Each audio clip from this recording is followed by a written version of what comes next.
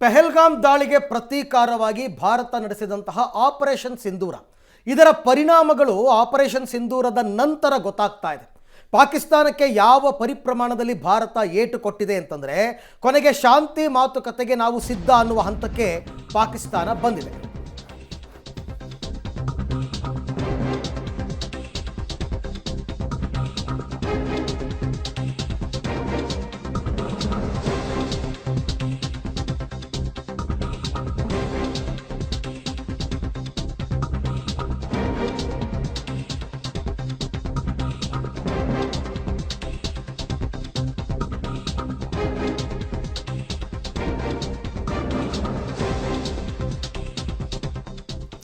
Operation ಸಿಂಧೂರಕ್ಕೆ Pak full ತಂಡ ಹೊಡೆದಿದೆ.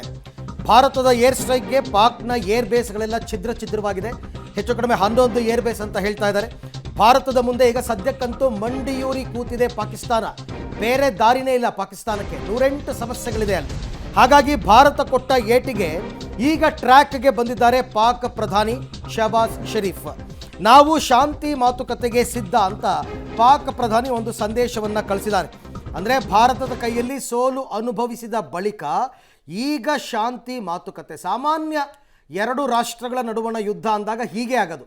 ಯಾವ ದೇಶದ ಶಕ್ತಿ ಕುಂದುತ್ತಾ ಇದೆಯೋ ಆರಂಭದಲ್ಲಿ ವೀರಾವೇಶದ ಮಾತುಗಳನ್ನು ಆಡಿರ್ತಾರೆ, ವೀರಾವೇಶದ ಹೋರಾಟವನ್ನು ಮಾಡಿರ್ತಾರೆ. ಯಾವಾಗ ಶಕ್ತಿ ಕುಂದುತ್ತಾ ಇದೆ ಅಂತ ಗೊತ್ತಾಯ್ತೋ ಆಗ ನಾವು ಶಾಂತಿ ಮಾತುಕತೆಗೆ ಸಿದ್ಧ ಅನ್ನುವ ಹೇಳಿಕೆಯನ್ನು ಕೊಡೋದಕ್ಕೆ ಶುರು ಮಾಡ್ತಾರೆ ಅಲ್ಲಿನ ನಾಯಕರು. ರಷ್ಯಾ ಉಕ್ರೇನ್ ಯುದ್ಧದ ಸಂದರ್ಭದಲ್ಲೂ ಕೂಡ ಒಂದು ಹಂತದಲ್ಲಿ ರಷ್ಯಾನೇ ಶಾಂತಿ ಮಾತುಕತೆಯನ್ನು ಆಡ್ಬಿಡೋಣ ಅನ್ನೋ ಹಂತಕ್ಕೆ ಬಂದಿತ್ತು. ಹಾಗೆ ಮತ್ತೊಂದು ಕಡೆ ನಿಮಗೆ ಇಸ್ರೇಲ್ ವಾರ್ ಆಗಬೇಕಾದ್ರೂ ಕೂಡ ಪ್ಯಾಲೆಸ್ತೈನ್ ಶಾಂತಿ ಮಾತುಕತೆಗೆ ಬಂತು. ಆದರೆ ಇನ್ನೊಂದು ರಾಷ್ಟ್ರ ಅದನ್ನು ಒಪ್ಪಬೇಕು. ಈಗ ಪಾಕಿಸ್ತಾನ ಕೂಡ ಅದೇ ಸ್ಥಿತಿಯಲ್ಲಿದೆ.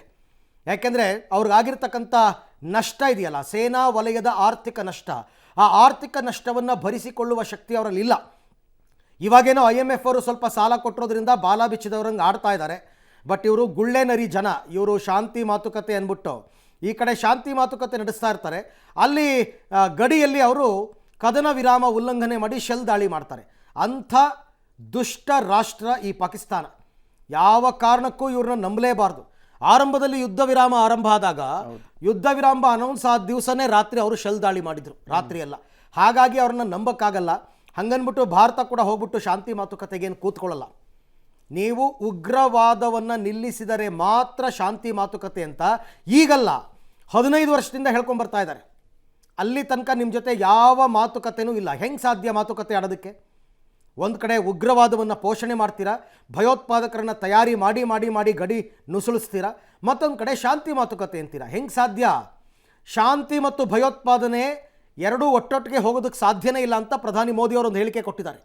ಶಾಂತಿ ಮತ್ತು ಭಯೋತ್ಪಾದನೆ. ಒಂದು, ನಿಮಗೆ ಶಾಂತಿ ಬೇಕು ಅಂದರೆ ಭಯೋತ್ಪಾದನೆ ಬಿಡಬೇಕು, ಭಯೋತ್ಪಾದನೆ ಬೇಕು ಅಂತಂದರೆ ಈ ಶಾಂತಿ ಮಾತುಕತೆಗೆ ಎಳ್ಳು ನೀರು ಬಿಡಬೇಕು. ಎರಡರಲ್ಲಿ ಒಂದು ತೀರ್ಮಾನವನ್ನು ಪಾಕಿಸ್ತಾನ ತಗೋಬೇಕು ನಿಮ್ಮ ದೇಶದ ನಾಗರಿಕರ ಹಿತದೃಷ್ಟಿಯಿಂದ. ಆದರೆ ಪಾಕಿಸ್ತಾನ ಯಾಕೋ ಬುದ್ಧಿ ಕಲ್ತಂಗೆ ಕಾಣಲ್ಲ. ನಿನ್ನೆ ಕೂಡ ಸುದ್ದಿ ಬಂತು, ಈಗೇನೋ 14 ಕೋಟಿ ಪರಿಹಾರ ಕೊಟ್ಟಿದ್ದು ಉಗ್ರ ಅಜರ್ ಮಜೂರ್ ಕುಟುಂಬಕ್ಕೆ, ಮತ್ತು ನಾವು ಹೊಡೆದಾಕದ ಮದ್ರಸಾ ಮತ್ತು ಮಸೀದಿಗಳನ್ನ ಪುನರ್ ನಿರ್ಮಾಣ ಮಾಡ್ತೀವಿ ಅಂತ ನಿನ್ನೆ ಹೇಳಿಕೆ ಕೊಟ್ಟಿದ್ದಾರೆ. ಇವ್ರಿಗೆ ದುಡ್ಡು ಸಿಗ್ತಾ ಇದ್ದಂಗೆ ಬಾಲ ಬಿಚ್ಚಿದ್ದಾರೆ. ಈಗ ಶಾಂತಿ ಮಾತುಕತೆಗೆ ಸಿದ್ಧ ಅಂದರೆ ಹೆಂಗೆ? How it's possible? ಯಾರು ಒಪ್ತಾರೆ ನಿಮ್ಮನ್ನು? ಯಾರೂ ನಂಬಲ್ಲ. ಈ ಎಲ್ಲ ವಿಚಾರಕ್ಕೆ ಸಂಬಂಧಪಟ್ಟಂತೆ ಮತ್ತಷ್ಟು ಮಾಹಿತಿ ನನ್ನ ಕೊಲೀಗ್ ಶಬೀರ್ ಅವರಿಂದ ಪಡ್ಕೊಳ್ಳೋಣ.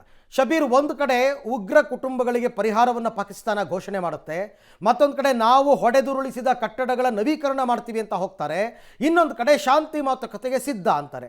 ಇವರಲ್ಲಿ ಯಾವುದನ್ನು ನಂಬೋದು, ಯಾವುದನ್ನು ಬಿಡೋದು ಅಂತ?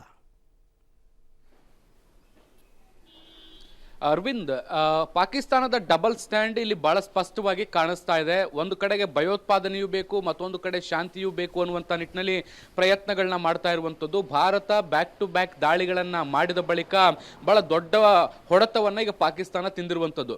ಇನ್ನು ಮುಂದಿನ ಹಂತದಲ್ಲಿ ಹೋರಾಟವನ್ನ ಮಾಡಲಿಕ್ಕೆ ಪಾಕಿಸ್ತಾನದ ಕೈಯಿಂದ ಸಾಧ್ಯ ಇಲ್ಲ. ಹೀಗಾಗಿ ಶಾಂತಿ ಮಾತುಕತೆಯ ಪ್ರಸ್ತಾಪವನ್ನು ಒಂದು ಕಡೆ ಮುಂದಿಡ್ತಾ ಇದೆ. ಮತ್ತೊಂದು, ಈ ಒಂದು ಮಾತುಕತೆಗೆ ಪ್ರಸ್ತಾಪಕ್ಕೆ ಪ್ರಮುಖವಾದಂಥ ಕಾರಣ ಸಿಂಧೂ ಜಲ ಒಪ್ಪಂದ ಆಗಿರುವಂಥದ್ದು. ಅನ್ನುವಂಥದ್ದು. ನೋಡಿ, ಈಗಾಗಲೇ ನೀರನ್ನು ತಡೆದು ನಿಲ್ಲಿಸಲಾಗಿದೆ, ನೀರಿನ ಹರಿವು ಬಹಳಷ್ಟು ಕಡಿಮೆ ಆಗಿದೆ. ಮುಂದಿನ ದಿನಗಳಲ್ಲಿ ಇದೇ ಪರಿಸ್ಥಿತಿ ಮುಂದುವರೆದ್ರೆ ಪಾಕಿಸ್ತಾನದಲ್ಲಿ ಜಲಕ್ಷಾಮ ಉಂಟಾಗುತ್ತೆ, ಅಲ್ಲಿನ ಜನರು ಹನಿ ನೀರಿಗೂ ಕೂಡ ತಾತ್ವಾರ ಪಡುವಂತ ಸನ್ನಿವೇಶಗಳು ನಿರ್ಮಾಣ ಆಗುತ್ತೆ. ಹಾಗಾಗಿ ಈಗೊಂದು ಶಾಂತಿ ಮಾತುಕತೆಯ ಹೊಸ ನಾಟಕವನ್ನ ಪಾಕಿಸ್ತಾನ ಆಡ್ತಾ ಇದೆ ಅಂದ್ರೆ ಬಹುಶಃ ತಪ್ಪಾಗ್ಲಿಕ್ಕಿಲ್ಲ. ಒಂದು ಕಡೆ ತಾನು ಮಿಲಿಟರಿ ಶಕ್ತಿಯಲ್ಲಿ ಬಲಹೀನ ಆಗಿರುವಂಥದ್ದು, ಮತ್ತೊಂದು ಕಡೆ ಆರ್ಥಿಕತೆಯಲ್ಲಿ ಬಲಹೀನ ಆಗಿರುವಂಥದ್ದು, ಮತ್ತೊಂದು ಕಡೆಗೆ ಕುಡಿಯುವ ನೀರು ಇಲ್ಲ ಅಂದ್ರೆ ಅಲ್ಲಿನ ಜನ ದಂಗೆ ಹೇಳ್ತಾರೆ, ಸರ್ಕಾರದ ವಿರುದ್ಧ ಹೋರಾಟಗಳನ್ನು ಶುರು ಮಾಡ್ತಾರೆ. ಹೀಗಾಗಿ ಇದು ಆಗಬಾರ್ದು ಅನ್ನುವ ಕಾರಣಕ್ಕೆ ಈಗ ಹೊಸ ನಾಟಕವನ್ನು ಪಾಕಿಸ್ತಾನ ಶುರು ಮಾಡ್ಕೊಂಡಿರುವಂಥದ್ದು. ಮತ್ತೊಂದು ಕಡೆ ನೀವು ಹೇಳಿದಂತೆ ಭಯೋತ್ಪಾದಕರಿಗೆ ಪರಿಹಾರ ಹಣವನ್ನು ಕೊಡಲಾಗುತ್ತೆ, ಅವರ ಬಿದ್ದಂತ ಮೂಲ ಸೌಕರ್ಯಗಳನ್ನ ಮತ್ತೆ ಅಭಿವೃದ್ಧಿ ಮಾಡಿಕೊಡ್ತೀವಿ ಅಂತ ಹೇಳ್ತಾರೆ. ಭಯೋತ್ಪಾದನೆಗೆ ಪೂರಕವಾದಂತ ಕೆಲಸಗಳನ್ನ ನಿರಂತರವಾಗಿ ಒಂದು ಕಡೆ ಬಹಿರಂಗವಾಗಿ ಮಾಡ್ತಾ ಇದೆ, ಮತ್ತೊಂದು ಕಡೆ ನಾವು ಶಾಂತಿ ಮಾತುಕತೆಗೆ ಸಿದ್ಧ ಅಂತ ಹೇಳ್ತಾರೆ. ಈಗಾಗಲೇ ಪ್ರಧಾನಿ ಮೋದಿ ಅವರು ಬಹಳ ಸ್ಪಷ್ಟವಾಗಿ ಹೇಳಿದ್ದಾರೆ, ಭಯೋತ್ಪಾದನೆ ಮತ್ತೆ ಮಾತುಕತೆ ಎರಡೂ ಕೂಡ ಜೊತೆಯಾಗಿ ಹೋಗಲ್ಲ ಅನ್ನುವಂಥ ನಿಟ್ಟಿನಲ್ಲಿ ಒಂದು ಸ್ಪಷ್ಟ ನಿಲುವನ್ನು ತೆಗೆದುಕೊಂಡಿದ್ದಾರೆ. ಸೊ ಪಾಕಿಸ್ತಾನ ಈ ಒಂದು ಹಂತದಲ್ಲಿ ಯಾವ ನಿರ್ಧಾರವನ್ನು ತೆಗೆದುಕೊಳ್ಳುತ್ತೆ ಅನ್ನುವಂಥದ್ದನ್ನ, ಯಾಕೆಂದ್ರೆ ಒಂದು ಭಯೋತ್ಪಾದನೆಯನ್ನ ಬಿಡಬೇಕು, ಇಲ್ಲ ಮಾತುಕತೆಗೆ ಬರಬೇಕು, ಎರಡರಲ್ಲಿ ಯಾವುದನ್ನ ಆಯ್ಕೆ ಮಾಡ್ಕೊಳ್ಳುತ್ತೆ ಅನ್ನುವಂಥದ್ದನ್ನು ನೋಡಬೇಕು. ಆದ್ರೆ ಪಾಕಿಸ್ತಾನ ಸದ್ಯಕ್ಕೆ ನಮಗನ್ಸೋದು ನೀರಿಗೋಸ್ಕರ ಈ ಶಾಂತಿ ಮಾತುಕತೆಯ ನಾಟಕ ಆಡ್ತಾ ಇದೆ ಅಂತ.